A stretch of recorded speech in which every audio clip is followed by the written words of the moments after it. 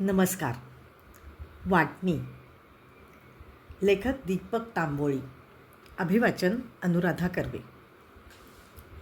एका केसची फाईल चालत असतानाच मोबाईल वाजला. बापू काकांचं नाव स्क्रीनवर पाहून आश्चर्य वाटलं, कारण काका क्वचितच काही काम असलं तरच स्वतःहून फोन करत. बोला काका, आज बऱ्याच दिवसांनी फोन केलात. तब्येत वगैरे ठीक आहे ना? तब्येतीचं काय सांगायचं, तशी ठीक आहे, पण सतत काहीतरी आजारपण सुरूच असतंय. आता वय झालं की असं होणारच. बोला, आज कशी काय आठवण काढलीत? फोन याच करता केला की आता माझ्या तब्येतीचं काय खरं राहिलं नाही. म्हटलं तर बरं वाईट होण्याच्या आत घराचे वाटे हिस्से करून द्यावेत, म्हणजे आपण गेल्यानंतर पोरांनी कोर्टकचेऱ्या करायला नकोत. काका योग्य तेच म्हणत होते. मागेही त्यांना तसं सुचवण्याचा विचार माझ्या मनात आला होता, पण ते त्यांना कितपत रुचलं असतं असा विचार करून मी चूप बसलो होतो. हो, बरोबर. मग तुमचा काय विचार आहे तसं मला सांगा, म्हणजे तसं मृत्यूपत्र तयार करता येईल. हां, या रविवारी तुला गावी यायला जमल का? रमेशलाही बोलवून घेतो. गावातल्या 1-2 प्रतिष्ठित मंडळींनाही सांगावा धाडतो. एकत्र बसून सगळ्यांच्या सल्ल्यानं ठरवू, मग मृत्यूपत्र बनवू. हो, चालेल, पण तुमची इच्छा काय आहे ते तरी कळू द्या. आता बघ, तशी काय आपली फार मोठी इस्टेट नाही. एक घर आणि शेती, या व्यतिरिक्त आपल्याकडे काहीही नाही. आणि तू तर बघतोच आहेस की रमेशचं सगळं व्यवस्थित आहे. सरकारी नोकरी आहे, शहरात स्वतःचं मोठं घर आहे, 4 चाकी गाडी आहे. योगेशकडे बघ, त्यातलं काही नाही. कशी बशी शेतीवर गुजरण करतो बिचारा. म्हणून राहतं घर आणि शेती, दोन्ही त्याच्या नावावर झालं तर बरं होईल. काका योग्य तेच म्हणत होते. मी स्वतःही ते जाणून होतो. हो, बरोबर. मला वाटतं काका, रमेशही काही हरकत घेईल असं वाटत नाही. मलाही तसंच वाटतं. रमेश चांगलाच आहे रे, पण त्याची बायको जास्त शहाणी आहे. ती त्याला तसं करू देणार नाही. सुरेखा वहिनी हुशार होती, उच्च शिक्षित होती, हे मला माहीत होतं. पण आपल्या दिराची आर्थिक परिस्थिती तिलाही दिसत होती, आणि अशीही तिच्या संसारात कोणत्याच गोष्टीची कमतरता नव्हती. त्यामुळे ती काही आडकाठी घेईल असं मला वाटत नव्हतं. अर्थात इस्टेटीचा प्रश्न आला की माणुसकी, रक्ताची नाती विसरली जातात. भाऊ भावाचा, मुलगा वडिलांचा खून करायला मागे पुढे पाहत नाही, हे माझ्या 20 वर्षांच्या वकिली व्यवसायात मी अनेकदा अनुभवलं होतं. ठीक आहे काका, मी येतो. समोरासमोर बसूनच ठरवू. मात्र रमेशला सांगून ठेवा की सुरेखा वहिनीला सोबत आणू नकोस म्हणून. भावांऐवजी जावांचीच भांडणं व्हायची नाही तर. तसं काही होणार नाही, पण ती भानगडच नको. मी रमेशला तसं सांगून पाहतो, पण त्याचंही बायको पुढे फारसं चालत नाही. तसं तर बहुतेक नवऱ्यांचं बायको पुढे चालत नाही. पण ठीक आहे, सुरेखा वहिनी आलीच तर मग काही इलाज नाही. खरं आहे, ठीक आहे, ये मग नक्की. असं म्हणून काकांनी फोन बंद केला. माझ्या डोळ्यासमोर सुरेखा वहिनी उभी राहिली, आणि माझ्या लक्षात आलं की कुणी कितीही तिला नावं ठेवली तरी तिच्या हुशारीमुळेच रमेशची भरभराट झाली होती, हे मात्र 100% खरं होतं. ती महत्त्वाकांक्षी होती. रमेशला प्रमोशनच्या परीक्षा द्यायला लावून तिनं हट्टानं त्याला अधिकारी बनवलं होतं. तिच्या तुलनेत रमेश अतिशय साधा होता. मी त्याला सरकारी नोकरीत लावलं नसतं तर आज तो कुठल्या तरी दुकानात फालतू नोकरी करत बसला असता. तसा तो हुशार, मेहनती होता, मात्र स्वतःची प्रगती करून घ्यायची हुशारी त्याच्यात कधीच नव्हती. संध्याकाळी कोर्टातून घरी आलो. चहा घेऊन होत नाही तोच मोबाईल वाजला. स्क्रीनवर सुरेखा वहिनीचं नाव वाचल्यावर माझ्या कपाळावर आठ्या पडल्या. आता ही बया काय म्हणते या विचारातच मी फोन उचलला. भाऊजी, मी सुरेखा बोलते आहे. कामात तर नाही ना? नाहीतर नंतर फोन करते. नाही बोल ना. भाऊजी, बापूंचा तुम्हाला फोन आला असेल. रविवारी तुम्हाला बोलवलं असेल, खरं ना? हो, बरोबर. का गं? काही अडचण? नाही, अडचण काही नाही. पण ते तुम्हाला हेच सांगतील की रमेशला काही कमी नाही, तर घर आणि शेत योगेशला देऊ टाकूया. मी सावध झालो. माझ्यातला वकील जागा झाला. ती माझं मत विचारणार होती आणि ते आत्ताच उघडं करणं चुकीचं झालं असतं. तसं ते मला काही बोलले नाहीत, पण तसं ते पुढे बोलले. तर मग तुझा काय विचार आहे? भाऊजी, मी तुमचं मत विचारते. तुम्हाला काय वाटतं? देऊन टाकावं सगळं योगेश भाऊजींना? मी आता काय बोललो त्याचा उल्लेख रविवारी होणाऱ्या चर्चेत नक्कीच झाला असता. त्यामुळे मी माझं मत व्यक्त करणं चुकीचं होणार होतं. मला काय वाटतं, यापेक्षा दोघा भावांना, विशेषतः भापू काकांना काय वाटतं ते महत्त्वाचं आहे वहिनी. कारण इस्टेट त्यांची आहे.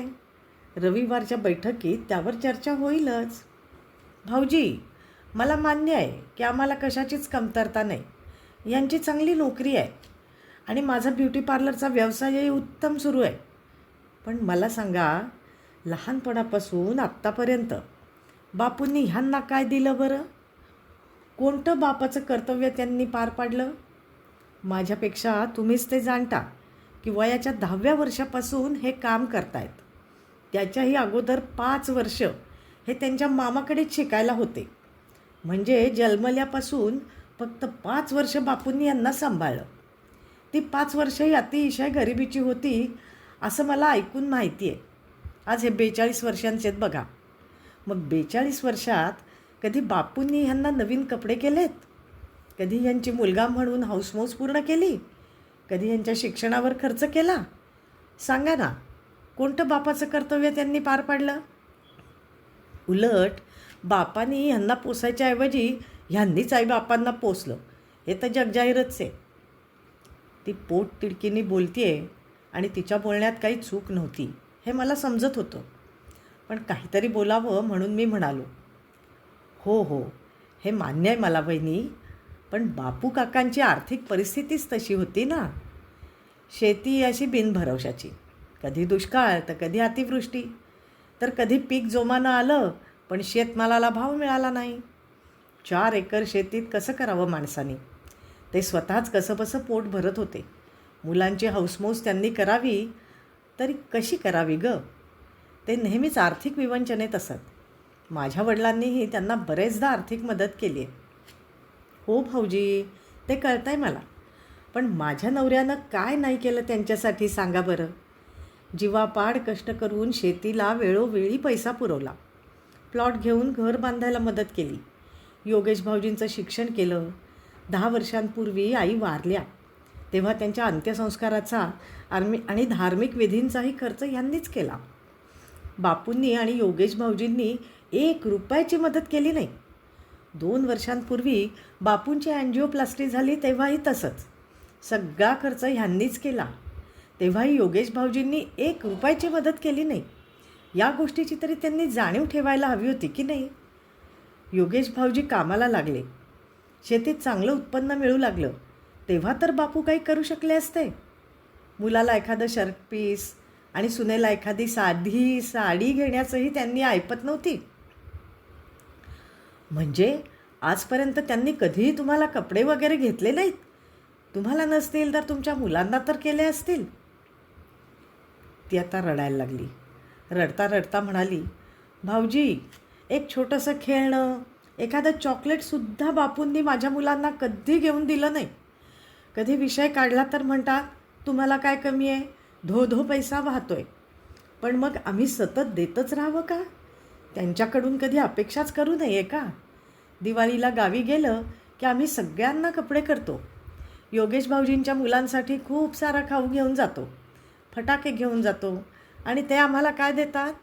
2 किलो मुगाची आणि 2 किलो तुरीची डाळ. योगेश भाऊजींना आणि त्यांच्या बायकोला कळत नसेल तर बापूंनी तर त्यांना सांगायला पाहिजे ना. ती म्हणत होती तो एकूण एक शब्द खरा होता. बापू काकांचा स्वभाव तसाच होता. माझ्या वडिलांनीही त्यांना अनेकदा मदत केली होती, पण कधीही त्यांनी माझ्या वडिलांना काही घेतलं नव्हतं. यावरून घरात माझ्या आईवडिलांचे बरेचदा वाद झालेले मी बघितले होते. मला काय बोलावं ते सुचेना. क्षणभराने मी तिला विचारलं, मग रमेश काय म्हणतो अशा वेळी? ते काय म्हणणार? तुम्हाला तर माहीतच आहे की ते आहेत हरिश्चंद्राचे अवतार. मी काही म्हटलं की म्हणतात, जाऊ दे, आपण मोठे आहोत ना, आपण आपलं कर्तव्य करत राहायचं. देवाच्या कृपेने आपल्याला कसलीच कमतरता नाही. ते गरीब आहेत, त्यांच्याकडून आपण कशाला अपेक्षा करायची?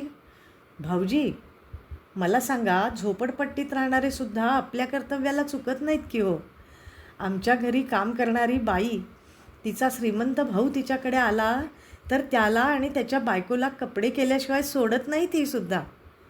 मग बापू आणि योगेश एवढे भिकारी तर नाहीत ना. सुरेखा वहिनीचा दुखरा कोपरा आत्ता माझ्या लक्षात आला होता. बापू काका, योगेश आणि त्याची बायको रमेशच्या कुटुंबाला किंमत देत नव्हते आणि हीच गोष्ट सुरेखा वहिनीच्या जिव्हारी लागली होती. अर्थात कायद्याच्या भाषेत आणि संपत्तीचे वाटे हिस्से करताना या वैयक्तिक भावनांना काही स्थान नव्हतं. बरोबर आहे तुझं वहिनी, मी तिला सहानुभूती दाखवत म्हणालो. रविवारी मी तिथं जाईन तेव्हा तुझ्या या भावना मी नक्की लक्षात ठेवेन. थँक्यू भाऊजी. माझी तुम्हाला एकच विनंती आहे की सारासार विचार करूनच निवाडा द्या बरं. बापूंवर तुमच्या वडिलांचे आणि तुमचेही खूप उपकार आहेत, त्यामुळे तुमचा शब्द ते खाली पडू देणार नाहीत. चालेल वहिनी, बघतो काय करायचं ते. ओके भाऊजी. तिनं फोन कट केला आणि मी विचारात पडलो. बापू काकांचा सगळा इतिहास मी आठवला आणि मला सुरेखा वहिनी जे म्हणत होती ते सगळं पटू लागलं. पण योगेश आणि रमेशच्या आर्थिक परिस्थितीतला जमीन आसमानाचा फरक मला वकील या नात्याने सुरेखा वहिनीच्या बाजूनं निवाडा करण्यास थांबवत होता. शनिवारचा दिवस उजाडला. आज कोर्टात खूप कामं होती. 2-3 केसेसमध्ये आर्ग्युमेंट्स होती. सगळ्या केसेस मालमत्ता विवादाच्या होत्या. 10-10, 15-15 वर्ष चालणाऱ्या या खटल्यांमध्ये खरं तर काहीच दम नव्हता. दोन्ही पक्षांनी समजुतीनं वाद सोडवला तर एका क्षणात निकाल लागू शकत होते. पण माणसाची दुसऱ्याला ओरबाडण्याची स्वार्थी प्रवृत्ती त्याला तसं करू देत नाही. अर्थात या प्रवृत्तीमुळेच आमच्यासारखे वकील पोट भरत होते. नव्हे चांगले गब्बर होत चालले होते. खेड्यापाड्यातून कामधंदा सोडून आलेली आणि दिवसभर कोर्टाच्या आवारात उदासवाणा चेहरा करून बसलेली माणसं पाहिली की वाईट वाटायचं. कोर्टाची पायरी शहाण्या माणसांनी चढू नये असं जे म्हणतात ते अगदी खरं होतं. कोर्टात फिरताना मला सहजच रमेश आणि योगेशची आठवण आली. रविवारी जर दोघंही अडून बसले तर कदाचित बापू काका वारल्यानंतर त्यांचाही खटला कोर्टात उभा राहील आणि अशावेळी आपण कुणाचं वकीलपत्र घ्यायचं हा मला पेच पडणार होता. पण मी मनाशी निश्चय केला की काही झालं तरी दोघांना कोर्टाची पायरी चढू द्यायची नाही. रात्री 9 वाजता जेवण झाल्यावर मी बातम्या बघण्यासाठी TV लावला. तोच मोबाईल वाजला. शैला वहिनीचा फोन होता. मला हसू आलं. या दोन्ही जावांनी मला जज बनवून टाकलं होतं आणि दोघीही एखाद्या वकिलासारखी आपापली बाजू मांडत होत्या. हां, बोल शैला वहिनी. भाऊजी, उद्या येत आहे ना? हो, येतो आहे ना. भाऊजी, तुम्ही म्हणाल ते आम्ही मान्य करू बरं. तुम्ही इतके मोठे वकील, तुम्ही योग्य तोच निर्णय द्याल. पण भाऊजी, तुम्हाला आमची परिस्थिती माहिती आहेच. आम्ही कसं धकवतो आमचं आम्हाला माहीत. शेती अशी बेभरवशाची. जेव्हा उभं पीक पावसामुळं आणि वादळामुळं वाया जातं तेव्हा शेतकऱ्याच्या मनाची परिस्थिती काय होत असेल हे सुरेखा वहिनींना कसं माहीत असणार हो. मागच्या वर्षी टमाट्याचं बंपर पीक आलं, पण भाव इतका पडला की टमाटे अक्षरशः फेकावे लागले. कर्ज काढून शेती करावी आणि सावकाराचं व्याज भरू शकू इतकंही उत्पन्न मिळत नाही अशी परिस्थिती असते.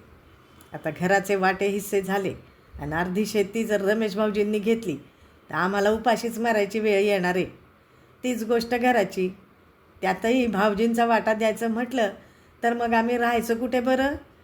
सुरेखा वहिनी नेहमी सगळ्यांना सांगत असतात की आम्ही घराला इतके पैसे लावले, शेतीसाठी इतका पैसा दिला, पण आमच्या अडचणी त्यांच्या लक्षात येत नाही तो. तुम्हाला तर माहीतच आहे बापू किती तिरसट स्वभावाचे आहेत. त्यातून ते सतत आजारी असतात, पण आम्ही सांभाळतोच ना त्यांना. दर महिन्याला त्यांना 3-4 हजाराची औषधं लागतात. कोण करतं हा खर्च? आम्हीच ना.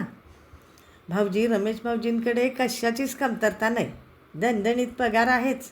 शिवाय सुरेखा वहिनींची कमाई काही कमी नाही. असं असतानाही बापूंच्या इस्टेटीवर त्यांनी डोळा ठेवणं कितपत योग्य आहे तुम्हीच सांगा. कमीत कमी आमच्या परिस्थितीचा तर त्यांनी विचार करावा. मी गोंधळात पडलो. तिचंही म्हणणं खरंच होतं. सुरेखा वहिनीचं असा इस्टेटीतला वाटा मागणं म्हणजे स्वतःचं ताट भरलेलं असतानाही दुसऱ्याच्या ताटातले पदार्थ मागण्यासारखंच होतं. खरं तर सुरेखा वहिनी मोठ्या मनाची आहे हे मी अनेकदा अनुभवलं होतं. कुणालाही मदत करताना ती सढळ हाताने मदत करायची. पाहुणचारातही ती कसलीच कसर सोडायची नाही. मग बापूंच्या संपत्तीच्या बाबतीतच ती का अडून बसली आहे हे काही मला समजत नव्हतं. अर्थात मी आता माझं मत मांडणार नव्हतोच. वहिनी, मी उद्या येतोच आहे, तर सगळे मिळून ठरवूया ना. भाऊजी, माझी तुम्हाला एकच विनंती की रमेश भाऊजींना सांगा की सुरेखा वहिनींना उद्या आमच्याकडे आणू नका म्हणावं. तसं बापूंनी सांगितलं आहेच, पण तुम्हीच त्या ऐकतील बघा. त्या आल्या तर रमेश भाऊजी त्यांच्या मताप्रमाणेच चालतील. बरं, मी सांगून पाहतो. धन्यवाद भाऊजी. मग या उद्या. बैठक दुपारी 4 वाजता आहे, पण तुम्ही जेवायलाच या. सुनंदा वहिनींनाही घेऊन येत आहे ना सोबत? नाही, उद्या रोटरी क्लबचा एक कार्यक्रम आहे, तिथे ती जाणार आहे. बरं, पण भाऊजी, मी जे बोलले ते नक्की लक्षात ठेवा बरं का? हो, नक्की. तिनं फोन बंद केला आणि मी विचारात पडलो. बापू काका खरं तर माझ्या वडिलांचे चुलत भाऊ, पण माझ्या वडिलांनी सर्वांशी संबंध जपले होते. अगोदर नामांकित सरकारी वकील आणि नंतर जिल्हा न्यायाधीश झाल्यामुळे त्यांना आमच्या सर्व नातेवाईकांमध्ये मानाचं स्थान होतं. त्यांचा शब्द सहसा कोणी खाली पडू देत नसायचं. तीच परंपरा वारशानुसार माझ्याकडे चालत आली होती. प्रतिष्ठित वकील असल्यामुळे माझ्याही शब्दाला खूप मान होता. त्यातून बापू काकांच्या कुटुंबावर माझ्या वडिलांचे खूप उपकार होते. त्यांच्या पत्नीच्या म्हणजे लक्ष्मी काकूच्या कॅन्सरच्या आजारात त्यांनी पाण्यासारखा पैसा खर्च केला होता. विशेष म्हणजे त्यातला 1 रुपयासुद्धा त्यांनी बापू काकांना मागितला नव्हता. मी स्वतः रमेशला सरकारी नोकरीत लावून दिलं होतं. शिवाय योगेशला अनेकदा आर्थिक मदत केली होती. या सगळ्या कारणांनी बापू काकांच्या संपत्तीच्या वाट्या हिश्श्याचा मी जो निवाडा करेन तो सर्वांना मान्य होणार होता. अर्थात शैला म्हणत होती ते मला पटत होतं. शिवाय बापू काकांची स्वतःची इच्छा योगेशला सर्व काही देऊन टाकायची होती. रमेश त्याला हरकत घेईल असंही वाटत नव्हतं. त्यामुळे सुरेखा वहिनी कितीही बरोबर असली तरी माझा निर्णय योगेशच्या बाजूनच झुकला होता. रविवारी सकाळी घरी आलेल्या काही पक्षकारांशी चर्चा करून मी 10 वाजता माझ्या असिस्टंटसोबत निघालो. 60 किलोमीटरवर आमचं गाव होतं. 11:15 मी बापू काकांकडे पोचणार होतो. जातोच आहे तर जरा शेताकडेही चक्कर मारावी या हिशोबाने मी लवकर निघालो. रमेश मात्र 3 वाजताच तिथे पोचणार होता. जेवताना या वाटणी प्रकरणावर चर्चा होणार आणि साध्या सरळ रमेशला बापू काका गुंडाळतील असं वाटून सुरेखा वहिनीनं तर त्याला लवकर जायला मनाई केली नसेल हा विचार माझ्या मनात चमकून गेला. गावापासून 5-1 किलोमीटर अंतरावर असताना माझा बालमित्र शरद मला दिसला. बाईकवर कुठेतरी जात होता. त्याला पाहून मी कार थांबवली. काय रे शरद, कुठे निघालास? मी गाडी बाहेर येत त्याला विचारलं. तालुक्याला काम होतं जरा. आज काय बैठक आहे म्हणे वाटा हिश्श्याची, योगेश काल सांगत होता. हो अरे, खरं तर अशी मध्यस्थी करणं मला बरं वाटत नाही, पण बापू काकांचा आग्रह होता म्हणून आलो. बरं झालं तू आलास. गावातही तुला मान आहे. तुझा शब्द कोणी खाली पडू देणार नाही आणि तू योग्यच निवाडा करशील यात मला तर काही शंका नाही. मग आम्ही बराच वेळ बोलत बसलो. तो निघाल्यावर मीही निघालो. बापू काकांच्या घराकडे न जाता मी नदीकडे गाडी वळवली. नदीच्या काठावर एक शंकराचं पुरातन मंदिर होतं. त्याचं दर्शन मला घ्यायचं होतं. तिथे पोचलो तेव्हा मंदिराजवळच्या वडाच्या पारावर काही मंडळी पत्ते खेळत बसली होती. ती खेळण्यात इतकी मग्न होती की मी गाडी बंद करून मंदिराजवळ आलो तरी त्यांचं लक्ष नव्हतं. मी शंकराचं दर्शन घेऊन बाहेर आलो आणि मला योगेश त्या मंडळींमध्ये पत्ते खेळताना दिसला. योगेश! मी हाक मारली तसा तो दचकला. मला पाहताच तो पत्ते टाकून उठला. त्याच्यासोबत खेळणाऱ्यांचा मात्र चांगलाच रसभंग झालेला दिसला. दादा, तुम्ही इकडे कसे? ओशाळवाणं हसत त्यानं विचारलं. काही नाही, मंदिरात दर्शनासाठी आणि नदीत पाणी किती आहे ते पाहण्यासाठी आलो होतो. तू इथे काय करतोयस? काय नाही दादा, बस काहीतरी टाईमपास करतोय. का? आज शेतीची कामं नाहीत? माणसं गेलेत दादा, मी सकाळी एक चक्कर मारून आलो. तो घाईघाईत बोलला. बरं, चला घरी जाऊ. बापू वाट बघत असतील तुमची. हो चालेल, चल बैस गाडीत. त्याला गाडीत घेऊन मी त्यांच्या घरी आलो. घर अनेक वर्षांपासून आहे त्याच स्थितीत होतं. मी आत शिरलो. बाहेरच्या खोलीत खूप पसारा पडला होता. योगेशनं खुर्च्यांवरचा पसारा उचलला. हां, बसा दादा. शैला, जैन दादा आलेत ग, पाणी घेऊन ये. योगेश आत गेला आणि शैलावहिनी लगबगीनं बाहेर आली. अरे बापरे, भाऊजी लवकर आलात तुम्ही. तुम्ही तर 12 वाजता येणार होतात ना. तिनं मला वाकून नमस्कार केला आणि ती भरभर पसारा आवरायला लागली. तेवढ्यात बापू काका बाहेर आले. तब्येत बरीच खराब दिसत होती. मी त्यांना नमस्कार केला. लवकर आलास? हो, शंकराच्या मंदिरात जाऊन दर्शन करायचं होतं आणि म्हटलं जरा नदी ही किती भरली आहे ते बघू. जास्त काही पाणी दिसत नाही आहे. सध्या पाऊसच कुठे व्यवस्थित पडतो आहे. जेव्हा पाहिजे तेव्हा पडत नाही आणि नको तेव्हा मुसळधार पडतो आणि सगळी पिकं खराब करतो. तेवढ्यात मला पसारा आवरल्यानं कोपऱ्यात शिलाई मशीन दिसली. वा, मशीन नवी घेतली वाटतं. 5-6 महिन्यांपूर्वी आलो होतो तेव्हा नव्हती. हो, सुरेखा वहिनींनी घेऊन दिली. शैला वहिनी उत्तरली. पण शिवणार कोण? तुला येतं का? हो, येतं ना. उन्हाळ्यात मी महिनाभर सुरेखा वहिनींकडे होते. त्यांनीच मला आग्रह करून शिवण क्लास करायला लावला होता. अरे वा, मग आता गावातल्या बायका पोरी तुझ्याकडेच ब्लाऊज वगैरे शिवायला येत असतील. नाही हो भाऊजी, शेतीची कामं, घरची कामं, स्वयंपाक यात वेळच मिळत नाही. बरं, बसा गप्पा मारत, मी चहा करून आणते. मग मी, बापू काका आणि योगेश गप्पा मारत बसलो. हल्ली गावागावात राजकारण थैमान घालतं आहे. आमचं गावही त्याला अपवाद नव्हतं. प्रत्येक घरातला किमान एक तरी सदस्य कुठल्या तरी पक्षाचा कार्यकर्ता होता. योगेशही एका राजकारणी पक्षाचा सक्रिय कार्यकर्ता होता. गेल्या 6 महिन्यात ग्रामपंचायतीच्या निवडणुका होणार होत्या. चहा पिता पिता कोणता पक्ष बाजी मारणार यावर चर्चा सुरू होती.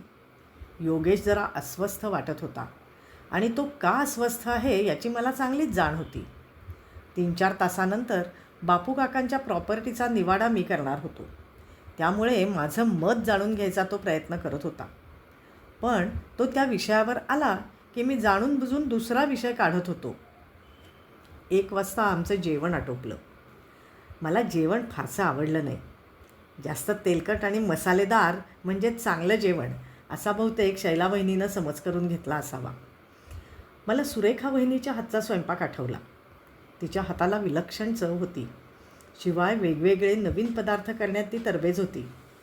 बापू काकांकडे मात्र आलं की तोच मेनू जेवायला असायचा. दुपारी 3 वाजता रमेश आला. माझ्या सांगण्यानुसार त्यानं सुरेखा वहिनीला आणलं नाही याचा मला आनंद झाला. 4 वाजता गावातली 2-3 प्रतिष्ठित मंडळी येऊन बसली. त्यातल्या 2घांना मी ओळखत होतो. 3ऱ्याला मात्र मी ओळखलं नाही. हे आमच्या पक्षाचे तालुकाध्यक्ष, योगेशनं ओळख करून दिली. मी त्यांना नमस्कार केल्यावर ते हसत म्हणाले, वकील साहेब, मी तुम्हाला चांगला ओळखतो. आमच्या पक्षाच्या 3-4 कार्यकर्त्यांच्या केसेस तुमच्याकडेच आहेत बघा. मग त्यांनी त्या कार्यकर्त्यांची नावं सांगितली. अर्थातच मी त्यांना ओळखत होतोच. चहापाणी झाल्यावर मी मुद्द्यावर यायचं ठरवलं. मग मंडळी सुरू करायचं, मी विचारलं.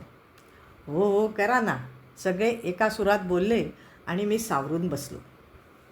या इस्टेटीचे मालक बापू काका आहेत, तेव्हा त्यांचं काय मत आहे हे अगोदर जाणून घेणं आवश्यक आहे. काका, तुम्ही सांगा, तुम्हाला काय वाटतं ते अगदी स्पष्ट सांगा. मला काय, दोन्ही मुलं सारखीच आहेत, दोघांना समान वाटणी करून द्यावी असं मलाही वाटतं. पण रमेश शहरात राहतो, त्याची आर्थिक परिस्थिती चांगली आहे, तेव्हा त्यानं मन मोठं करून लहान भावाला सगळं देऊन टाकावं असं मला वाटतं. अर्थात सर्वसंमतीनं जे ठरेल ते मला मान्य राहील. मी रमेशकडे पाहिलं. त्याच्या चेहऱ्यावर काही भाव मला दिसले नाहीत, म्हणून मी योगेशकडे वळलो. योगेश, तुझं काय मत आहे? दादा, शेतीशिवाय माझ्याकडे उत्पन्नाचं दुसरं साधन नाही, आणि तुम्ही तर जाणताच शेतकऱ्यांची परिस्थिती किती वाईट आहे ते. या शेतीत वाटे हिस्से झाले तर मला जगणं मुश्किल होईल. तीच गोष्ट घराची, हे घर जर रमेश दादाला दिलं तर मग आम्ही कुठं राहायचं? नवीन घर बांधण्याची तर माझ्यात क्षमता नाही. बैठकीत शांतता पसरली. मी रमेशकडे पाहिलं. तो अजूनही तसाच स्थितप्रज्ञ दिसत होता. रमेश, तुझं काय म्हणणं आहे?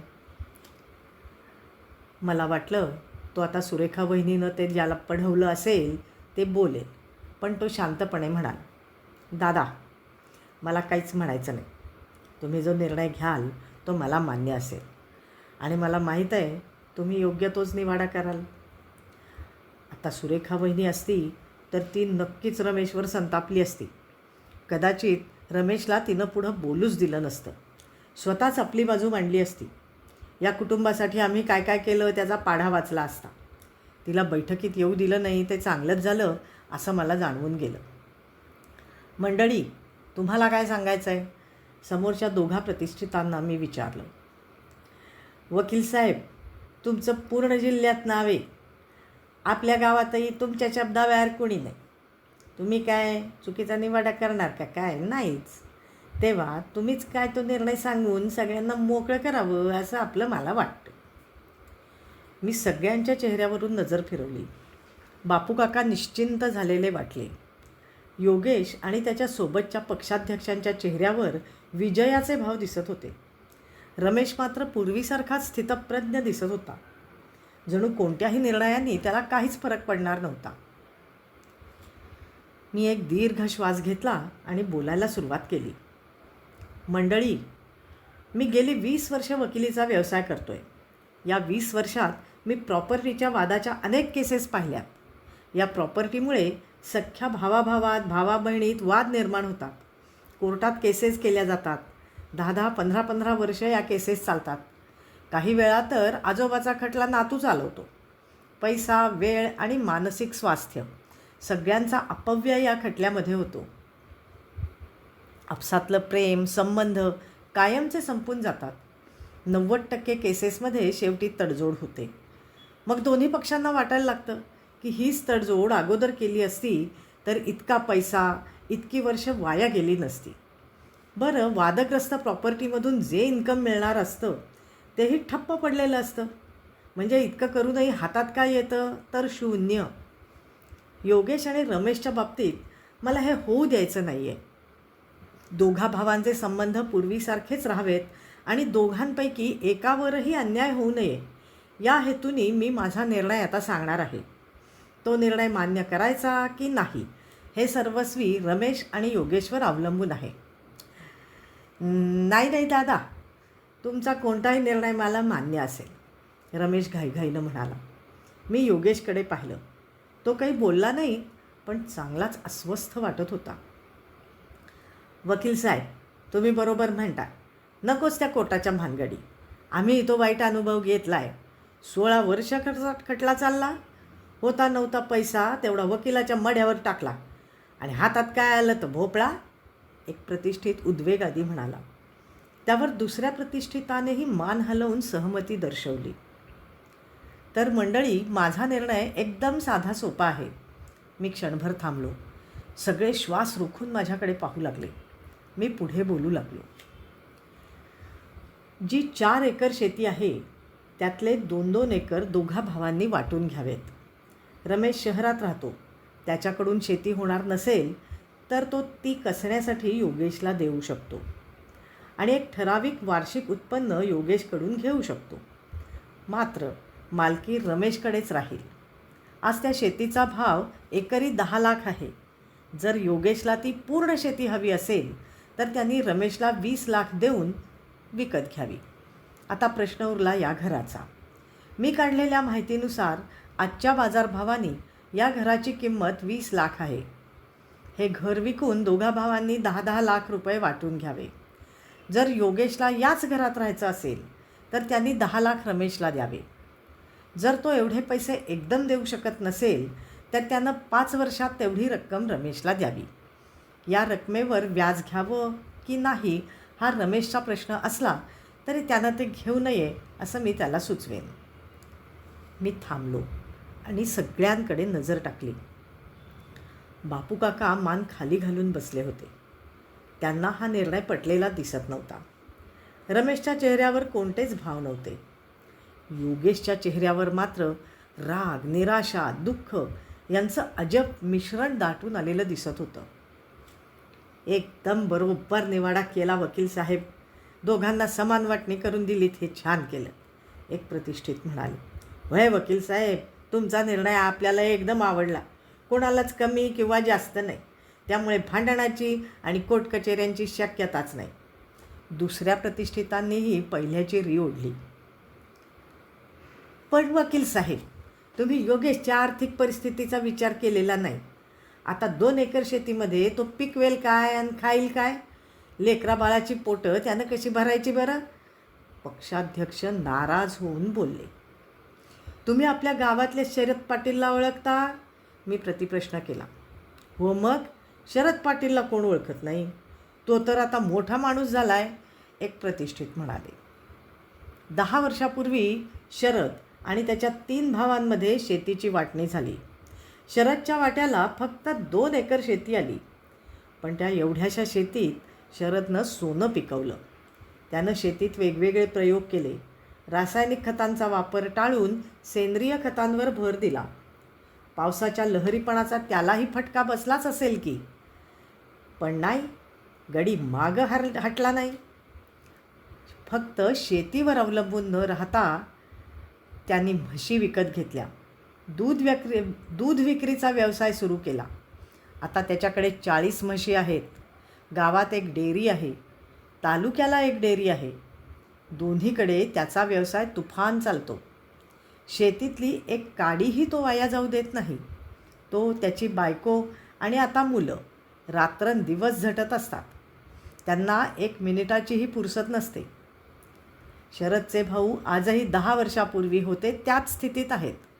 पण शरद आज शेठ झाला आहे. त्याच्याकडे 2 ट्रॅक्टर आहेत, 1 कार आहे, गावात बंगला आहे, तालुक्याला 2 प्लॉट आहेत. मागच्याच वर्षी त्यानं 20 एकर शेती विकत घेतली.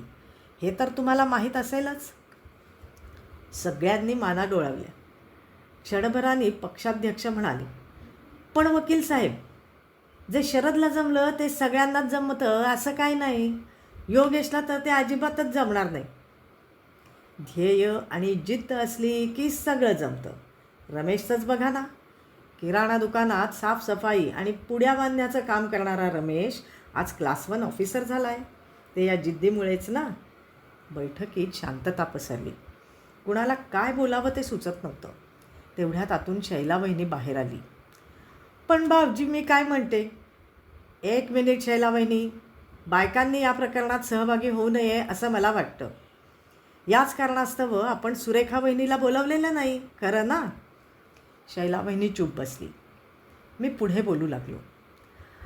आणि हा जो मी निवाडा केला आहे तो फक्त दोन्ही भावात भांडणं होऊ नये, गोष्टी कोर्ट कचेऱ्यांपर्यंत पोहोचू नयेत याच करता.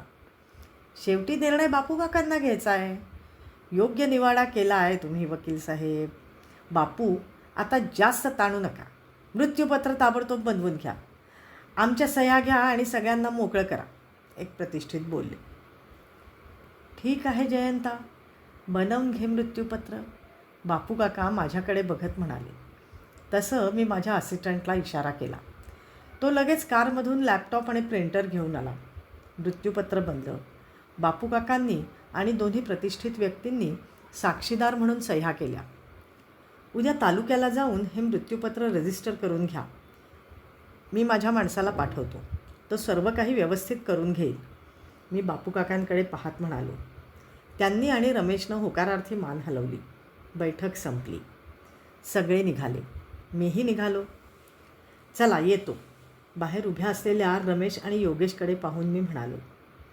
नेहमी मला निरोप द्यायला बाहेर येणारी शैलावहिनी आज मात्र बाहेर आली नव्हती. मी मगाशी तिला बोलायची मनाई केली होती याचा कदाचित तिला राग आला असावा. मी घरी पोचलो. आज बैठकीत काय निर्णय झाला हे सुनंदाला सांगितल्यावर ती म्हणाली, तुम्ही असा कसा निर्णय बदललात हो? इथून जाण्यापूर्वी तर तुम्ही योगेश भाऊजींनाच सर्व काही देऊन टाकू असं ठरवलं होतं ना? हो सुनंदा, मी तसंच ठरवलं होतं. पण गावाच्या अलीकडे माझा मित्र शरद मला भेटला. त्यानं मला योगेशबद्दल जे सांगितलं ते ऐकून मी माझा हा निर्णय लांबणीवर टाकायचं ठरवलं. तो सांगत होता की योगेश शेतीकडे लक्ष देत नाही. तो सध्या गावातल्या राजकारणात जास्त रस घेतोय. नदीकाठच्या मंदिराजवळ तो आणि त्याचे हे राजकारणी मित्र कामधामं सोडून दिवसभर एकतर चकाट्या पिटत असतात नाहीतर पत्ते खेळत बसलेले असतात. योगेशला आता सरपंच व्हायचे वेध लागले आहेत. त्यामुळे तो या रिकामटेकड्या लोकांबरोबर भटकत असतो. या लोकांमुळेच त्याला गुटखा खाण्याचं आणि दारू प्यायचं व्यसन जडलं आहे. अरे बापरे, शरद खरं बोलतोय का हे तपासण्यासाठी मी मुद्दामच मंदिराकडे गेलो आणि खरोखरच योगेश तिथं पत्ते खेळताना सापडला. त्याला घेऊन मी त्यांच्या घरी गेलो. घराची अवस्था अजूनही वाईटच आहे. घराचे वाटे हिस्से करताना ते कदाचित विकावं लागेल या भीतीनं योगेशनी घरासाठी खर्च करायची तयारी केलेली नाही. हे शरदचं म्हणणं खरं ठरलं. संसाराला हातभार लागावा म्हणून सुरेखा वहिनीनं शैला वहिनीला महिनाभर आपल्याकडे ठेवून शिलाईचा क्लास लावून दिला. स्वखर्चाने तिला शिलाई मशीन घेऊन दिली. पण ती मशीन धूळ खात पडली आहे. शैला वहिनी त्या मशीनकडे ढुंकून पाहत नाही. रमेश आणि सुरेखा वहिनी योगेशच्या कुटुंबासाठी नेहमीच धडपड करत असतात, मदत करत असतात. पण योगेश आणि शैला वहिनी त्यांची किंमत ठेवत नाहीत हे माझ्या लक्षात आलं. म्हणून मी ठरवलं की योगेशला दया दाखवण्यात काही अर्थ नाही. इस्टेटीची वाटणी दोघांना समान करून द्यायची म्हणजे भांडणाची शक्यताच उरणार नाही. तुला काय वाटतं, मी योग्य केलं ना? तुम्ही म्हणता ते मीही बरेचदा अनुभवलं आहे. ती सुरेखा नेहमी या दोघांची तक्रार करत असते. त्यात तथ्य आहे म्हणायचं. तुम्ही योग्य तेच केलं. मृत्यूपत्र रजिस्टर्ड होऊन 16 दिवसही होत नाहीत तर बापू काका गेल्याची नकोशी बातमी रमेशनं फोन करून मला दिली. मी सुनंदाला घेऊन गावी गेलो. अंत्यसंस्कार होण्यापूर्वी आणि झाल्यानंतरही योगेश माझ्याशी एक शब्दही बोलला नाही. बापू काकांच्या जाण्याचं त्याला नक्कीच दुःख झालं असणार, कारण रमेशपेक्षा तो त्यांच्या जास्त जवळ होता. शिवाय तो त्यांचा लाडकाही होता. दुसऱ्या दिवशी एका महत्त्वाच्या खटल्यात आर्ग्युमेंट असल्यामुळे मला नाईलाजास्तव घरी परतावं लागलं. सुनंदा मात्र तिथंच राहिली. तिसऱ्या दिवशीच्या धार्मिक विधीसाठी मात्र मी परत गावी गेलो. दुपारच्या जेवणानंतर मी निरोप घेण्यासाठी योगेशकडे गेलो. मी निघतो, काही मदत लागली तर कळव असं त्याला म्हटल्यावर त्यानं फक्त होकारार्थी मान हलवली. मी आणि सुनंदा गाडीत बसून निघालो. थोडं अंतर गेल्यावर सुनंदा म्हणाली, योगेश भाऊजी तुमच्याशी काही बोलले नाहीत वाटतं. सध्या तो दुःखात असेल गं. बापू काकांवर फार प्रेम होतं त्याचं. प्रेम बीम होतं ते ठीक आहे, पण दुःख बिख्ख काही नाही. आपला राग आला आहे त्यांना. हो, काय सांगतेस? हो मग, बापू काका त्यांना पूर्ण प्रॉपर्टी देणार होते आणि तुम्ही ती अर्धी करून टाकलीत ना. मग त्यांना राग येणं स्वाभाविक आहे. ती शैलाई माझ्याशी 3 दिवसात एक शब्दही बोलली नाही. मी काय घोडं मारलं आहे तिचं? तुम्ही तिला बैठकीत बोलू दिलं नाही याचा राग ती माझ्यावर काढते आहे. सुरेखाही सांगत होती की योगेश भाऊजी आणि शैला दोघंही तिच्याशी बोलत नाही आहेत. वाटण्या झाल्यावर शैला तिच्याशी फोनवर खूप भांडली म्हणे.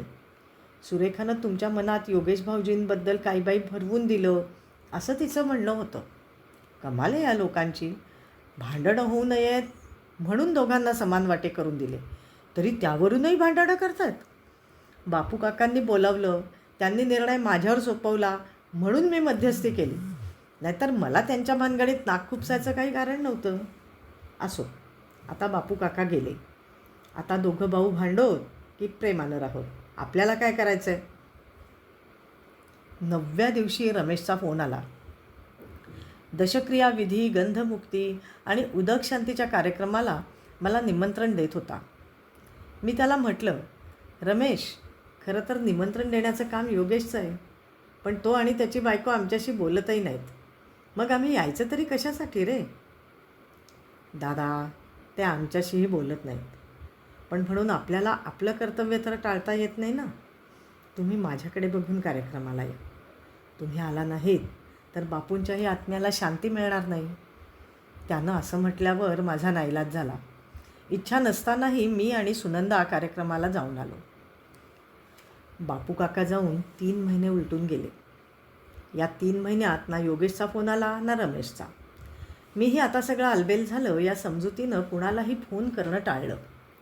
इस्टेटीच्या वादात स्वतःहून नाक खुपसणं म्हणजे मूर्खपणा असतो, याचा मी अनेकदा अनुभव घेऊन चुकलो आहे. एक दिवस संध्याकाळी सुरेखा वहिनीचा फोन आला आणि मी धास्तावलो. हां, बोल बहिणी, आज बऱ्याच दिवसांनी आठवण काढलीस. हो भाऊजी, मला तुम्हाला हे विचारायचं होतं की आमच्या वाट्याची प्रॉपर्टी योगेश भाऊजींच्या नावावर करायला काय करावं लागेल. ते ऐकून मला धक्काच बसला. योगेशच्या नावावर का गं? अचानक असा धक्कादायक निर्णय का? खरं सांगू भाऊजी, ह्यांना तर नाहीच नाही, पण मलाही त्या प्रॉपर्टीत कसलाही इंटरेस्ट नव्हता. देवाच्या दयेनं आमच्याकडे सगळं काही भरपूर आहे. मात्र बापूंनी आयुष्यभर ह्यांच्यावर जो अन्याय केला तो मला सहन होत नव्हता. ह्यांनी त्या घरासाठी इतकं काही केलं, पण बापूंनी त्याची किंमत नाही केली. सतत लहान मुलाचे लाड केले.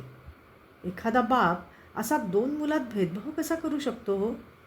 या विचारांनी माझा संताप व्हायचा.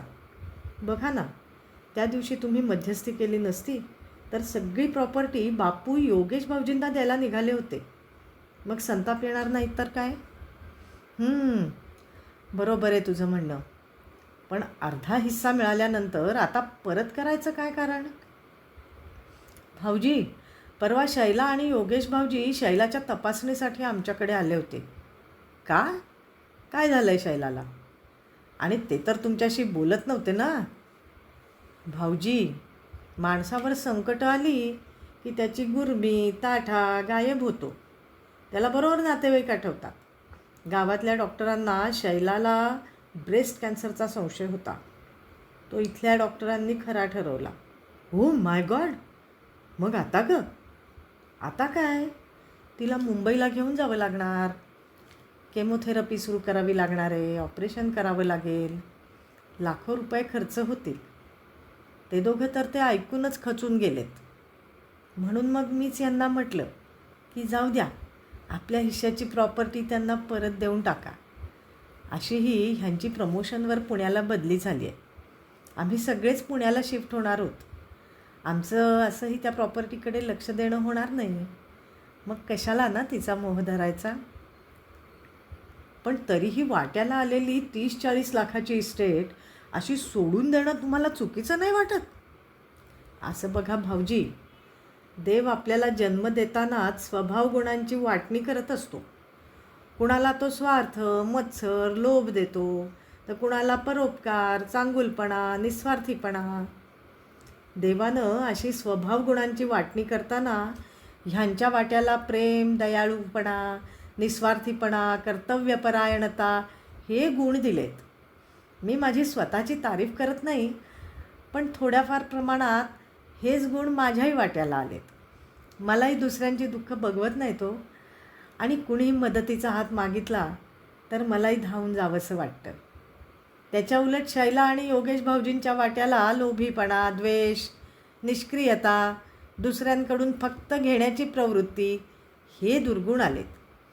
जशी ही वाटणी होते तसा माणूस वागत असतो नाही का. मग काय आता शैलाच्या ट्रीटमेंटचा खर्चही तुम्हीच उचलणार की काय. हे पहा, आमच्याकडून शक्य होईल तितका उचलू, काय करणार. शेवटी स्वभावाला औषध नसतं. बरं, तुम्ही सांगताय ना ती प्रोसेस. मी तिला सगळं समजावून सांगितलं. सगळं कायदेशीर काम करून देण्यासाठी माझ्या एका असिस्टंट वकिलाला पाठवण्याचंही कबूल केलं. तिनं समाधानाने फोन ठेवला. तशी माझी नजर समोरच्या गणपतीच्या फोटोवर गेली. सुरेखा वहिनीचे शब्द आठवले आणि माणसाला केलेल्या गुण अवगुणांच्या वाटणीसाठी मी देवाला मनापासून हात जोडले.